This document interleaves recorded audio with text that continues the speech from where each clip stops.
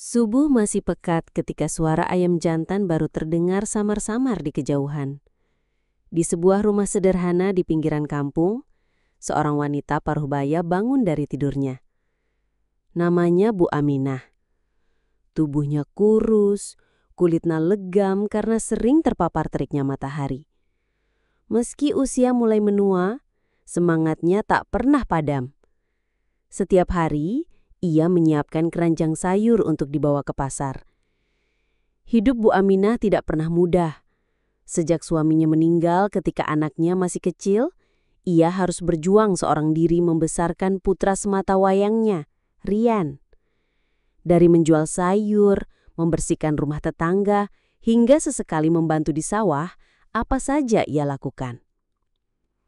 Semua itu hanya untuk satu hal, agar Rian bisa sekolah, punya masa depan lebih baik darinya. Seringkali perutnya menahan lapar demi bisa membeli buku dan seragam sekolah untuk Rian. Jika hanya ada sepiring nasi di meja, Bu Aminah akan berkata, "Nak, makanlah dulu. Ibu sudah makan tadi." Meski kenyataannya ia belum menyentuh apapun. Dalam diam, ia menanggung lapar, tapi hatinya penuh bahagia melihat anaknya makan dengan lahap. Rian tumbuh menjadi anak cerdas. Nilainya selalu bagus di sekolah. Bahkan beberapa kali mendapat beasiswa kecil. Setiap kali pulang membawa piagam penghargaan, mata Bu Aminah berbinar. Ia merasa semua lelahnya terbayar lunas. Baginya, tidak ada kebahagiaan yang lebih besar selain melihat anaknya berhasil. Ketika Rian lulus SMA, Bu Aminah menjual sebagian perhiasan lamanya, kenangan dari masa mudanya, untuk biaya kuliah sang anak di kota. Hatinya berat melepas Rian, tapi ia tahu pendidikan adalah satu-satunya jalan agar anaknya kelak bisa hidup lebih layak. Malam sebelum keberangkatan, Bu Aminah duduk di samping Rian yang sudah terlelap. Ia menatap wajah anak itu sambil berbisik lirih. "Nak, semoga Allah mudahkan langkahmu. Jangan pernah lupa doa ibumu ini." Perjuangan panjang itu membuat Rian bisa mengenyam pendidikan tinggi. Meski tinggal sendirian di kampung, Bu Aminah tidak pernah mengeluh. Setiap surat kabar dari kota yang dikirim Rian membuatnya bangga dan lega. Ia percaya semua pengorbanannya akan berbuah manis. Namun, siapa sangka perjalanan hidup justru membawa kisah yang tak pernah ia bayangkan sebelumnya. Beberapa tahun berlalu, Rian akhirnya lulus dari perguruan tinggi ternama di kota. Ia segera mendapatkan pekerjaan bergengsi di sebuah perusahaan besar. Gaji yang ia terima jauh lebih besar dari penghasilan ibunya yang bertahun-tahun hanya mengandalkan jualan sayur. Saat pertama kali Rian pulang kampung dengan pakaian rapi, sepatu mengilap, dan sikap penuh percaya diri, Bu Aminah tak kuasa menahan air mata. Ia merasa perjuangannya selama ini tidak sia-sia. "Alhamdulillah, Nak. Akhirnya kamu berhasil," ucap Bu Aminah sambil memeluk anaknya dengan penuh haru. Rian hanya tersenyum. "Iya, Bu. Doakan saja supaya karir Rian semakin naik." Hari demi hari, kehidupan Rian makin berubah. Ia semakin sibuk dengan pekerjaannya di kota, jarang pulang ke kampung. Telepon yang dulu sering ia lakukan untuk menanyakan kabar ibunya, kini mulai jarang terdengar.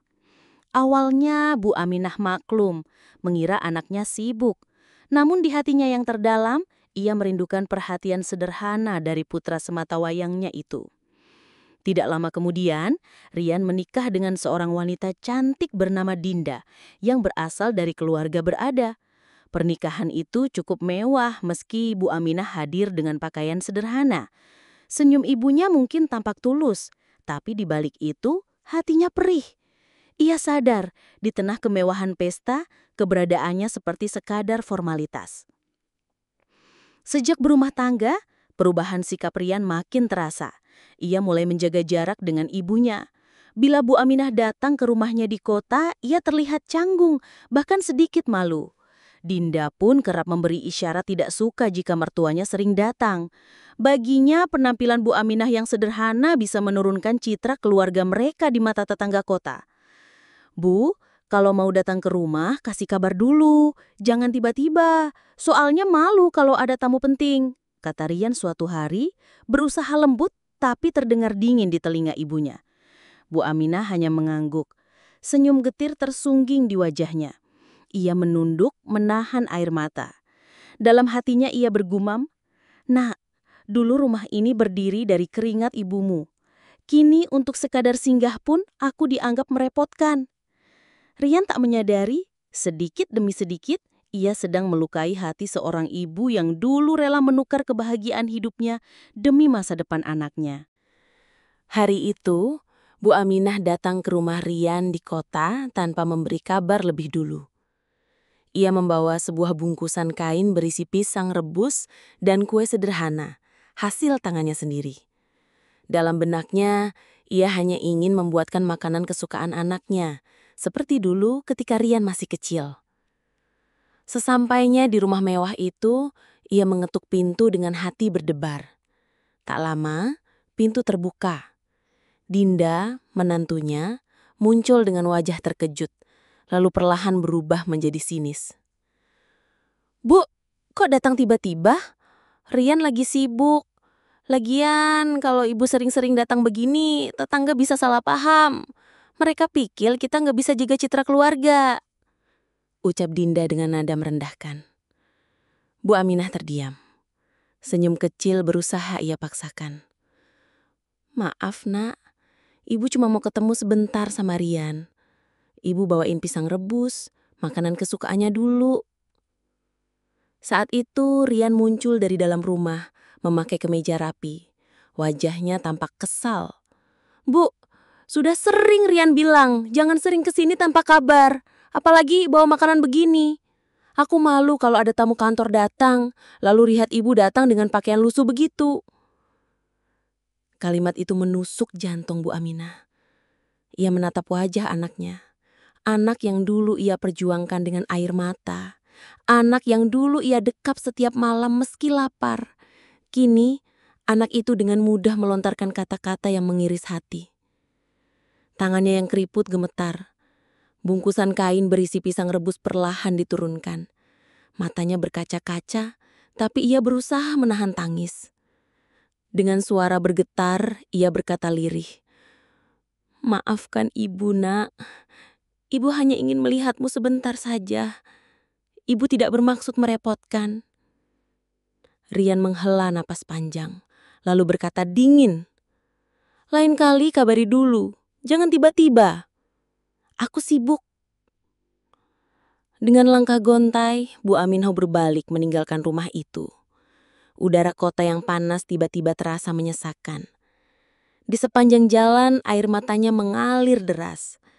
Namun dalam hatinya ia masih berbisik, "Ya Allah, jangan hukum anakku.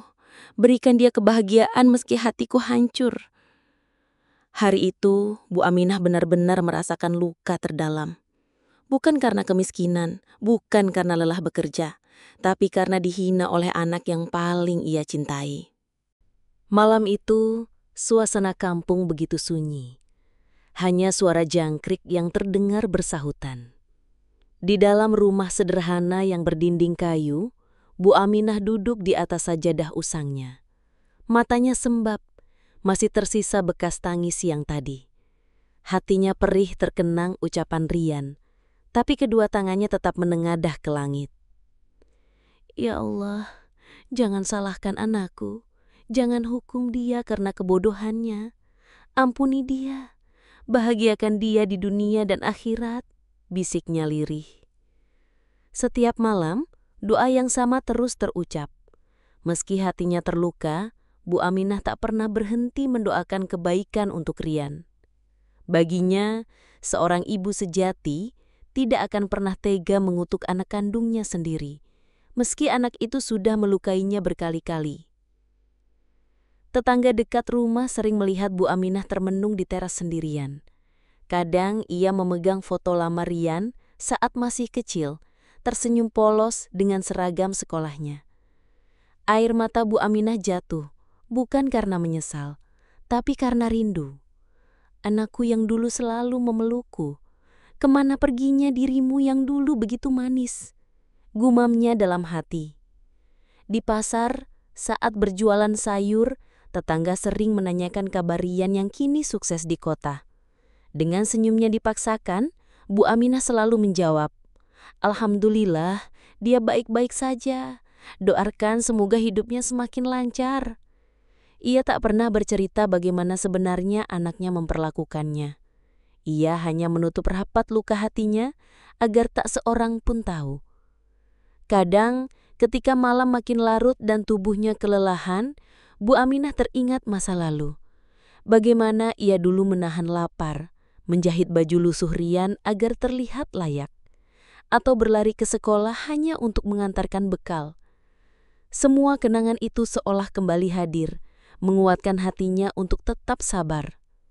Meski dihina, meski dijauhkan, kasih sayang seorang ibu tak pernah pudar.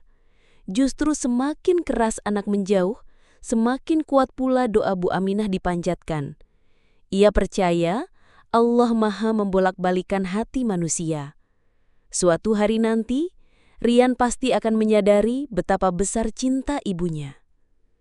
Di balik sajadah dan doa-doa panjang itu, Bu Aminah menemukan ketenangan. Hatinya luluh bukan karena Rian membalas kasihnya, tapi karena ia yakin tak ada doa ibu yang sia-sia di hadapan Allah. Waktu terus berjalan. Rian semakin sibuk dengan pekerjaannya di kota, menikmati kehidupan mewah bersama istrinya. Mobil baru, rumah megah, dan pesta bersama rekan-rekan bisnisnya membuatnya merasa berada di puncak keberhasilan. Namun, roda kehidupan tidak selamanya berada di atas. Suatu hari, sebuah proyek besar yang ditangani Rian mengalami masalah. Rekan kerjanya yang selama ini ia percaya ternyata melakukan kecurangan. Dana perusahaan yang dititipkan padanya raib, meninggalkan utang besar yang harus ditanggung. Karir Rian hancur dalam sekejap. Ia dipecat dengan tidak hormat, bahkan dicap sebagai orang yang tidak bisa dipercaya. Belum selesai luka itu, badai lain datang. Istrinya, Dinda, yang terbiasa hidup bergelimang harta, tidak tahan dengan keadaan tersebut. "Aku gak bisa hidup miskin, Rian. Aku menikahimu karena aku kira kamu bisa menjaminku masa depan. Kalau sekarang kamu jatuh begini, lebih baik kita berpisah saja," katanya dingin. Rian tertegun, wajahnya pucat. "Dinda, aku sedang berusaha memperbaiki semuanya. Jangan pergi sekarang." Namun Dinda tetap meninggalkannya tanpa rasa iba. Hanya dalam hitungan hari, Rian kehilangan pekerjaan, istri, rumah dan mobilnya. Semua yang dulu ia banggakan lenyap begitu saja. Ia pun merasakan pahitnya ditinggalkan saat sedang terpuruk. Kini, Rian hanya tinggal dengan pakaian seadanya, menumpang di rumah kontrakan kecil temannya. Malam-malamnya penuh tangisan, bukan hanya karena kehilangan harta, tapi juga karena kesepian yang mencekik. Teman-teman bisnis yang dulu selalu memujinya, satu persatu menghilang. Tidak ada yang benar-benar peduli, kecuali sekadar basa-basi. Dalam kesendirian itu, bayangan ibunya muncul di pikirannya. Kata-kata Bu Aminah yang dulu dianggap sepele, kini terngiang jelas. "Nak, jangan sombong. Ingat selalu doa ibumu. Dunia ini berputar. Kita tidak pernah tahu kapan kita di atas atau di bawah." Hatinya bergetar. Rian sadar selama ini ia telah menutup pintu hatinya dari ibunya sendiri, orang yang paling tulus mendoakannya. Kini, ketika semua orang pergi meninggalkannya, hanya sosok itulah yang masih mungkin menerimanya dengan tangan terbuka.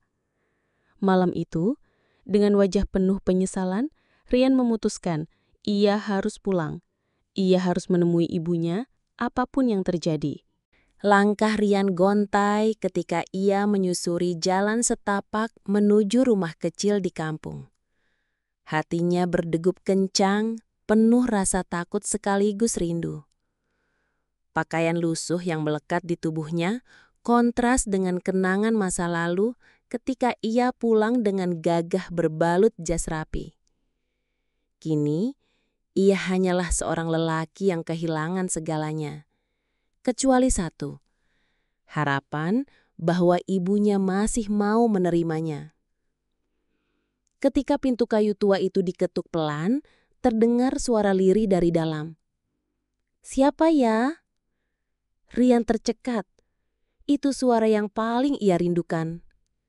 Dengan mata berkaca-kaca, ia menjawab, "Bu, ini Rian." Pintu pun terbuka. Bu Aminah berdiri terpaku, tubuhnya tampak lebih rentah dari terakhir kali ia lihat. Wajahnya penuh keriput, namun matanya tetap hangat. Rian tak kuasa menahan diri, ia langsung berlutut, memeluk kaki ibunya, dan menangis terseduh-seduh. "Bu, maafkan aku. Aku anak yang durhaka. Aku sudah menghina ibu, menjauhkan ibu dari hidupku. Dan sekarang, aku kehilangan segalanya.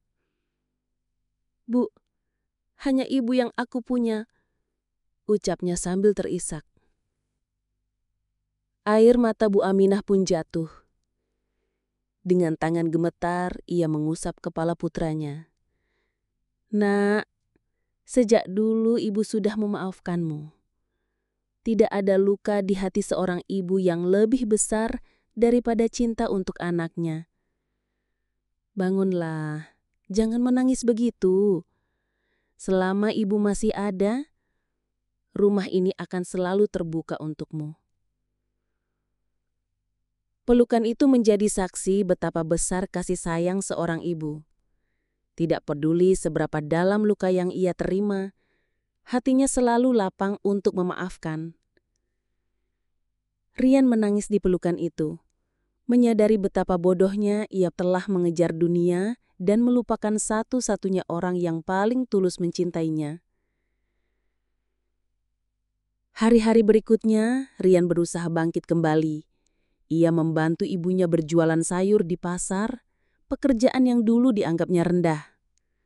Dari sana, ia belajar bahwa kehormatan bukan terletak pada harta atau jabatan, melainkan pada ketulusan hati dan doa orang tua.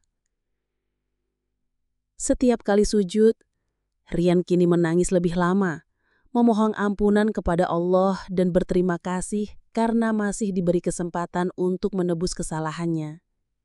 Ia sadar, tidak semua anak durhaka diberi kesempatan kedua.